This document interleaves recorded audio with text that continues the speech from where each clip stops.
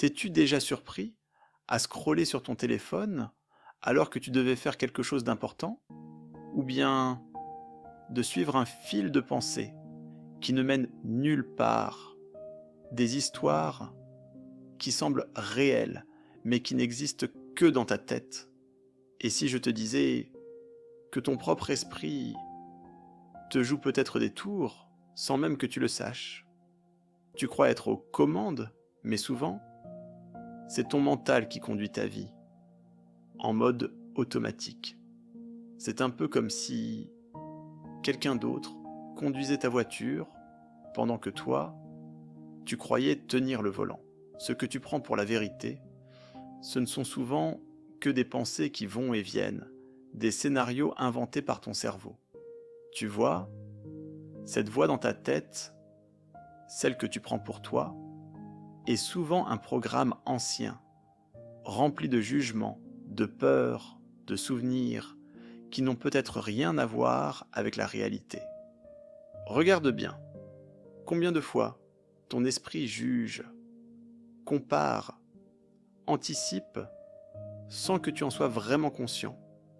Tu vis la version filtrée de ta réalité, pas la réalité elle-même. Des filtres qui souvent datent de l'époque, où on était petit, vulnérable, et où on pigeait pas grand-chose au monde. Chaque jour, ton cerveau prend des milliers de micro-décisions. Quoi regarder, quoi zapper, quoi craindre, quoi désirer.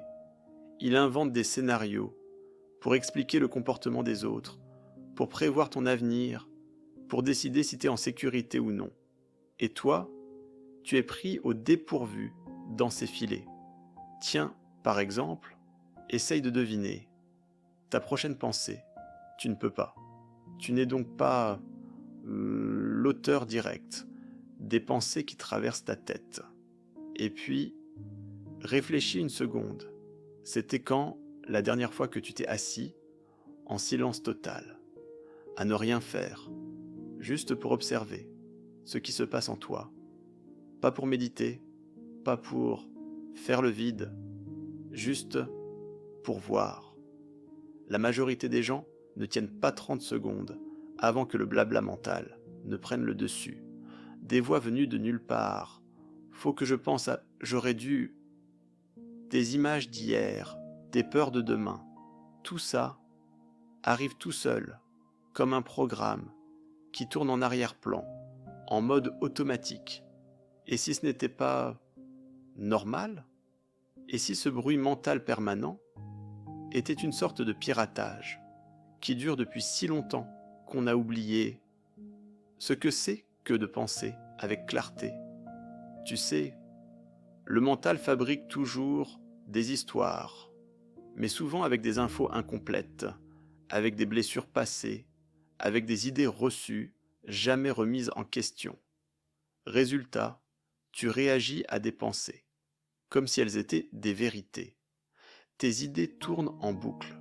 Tu vis dans une illusion mentale, plutôt que dans la réalité. Mais voici le point clé. Tu n'es pas cette voix. Tu es cette conscience qui observe cette voix. Cette capacité d'observation, sans jugement, c'est ce qui te permet de reprendre le contrôle. Tu prends des décisions basées sur des peurs qui n'existent peut-être même pas. Tu cours après des objectifs, programmés en toi par des souvenirs flous. Et pendant tout ce temps, tu crois être aux commandes. Regarde bien ce que ton esprit est en train de faire. Est-ce qu'il est d'accord avec ce que je dis? Est-ce qu'il résiste? Est-ce qu'il commence à analyser, à anticiper la suite? Ou peut-être qu'il s'égare déjà, attiré par un bruit, par une notification, par une pensée aléatoire? Peu importe, laisse-le faire. Le but, c'est pas de le bloquer. C'est juste d'observer en silence. Tu peux apprendre à regarder ton mental comme un spectateur regarde une pièce de théâtre, sans te laisser embarquer. Et cette prise de conscience, c'est la clé vers la liberté intérieure, pas la liberté de tout contrôler, mais la liberté de choisir comment tu réponds à la vie. Quand tu observes, sans te laisser happer, tu crées un certain espace entre toi et tes pensées. Cet espace est ton vrai pouvoir. Tu sais, le mental veut toujours remplir le vide. Il veut contrôler, anticiper. Mais plus tu prends de la distance, plus tu deviens libre.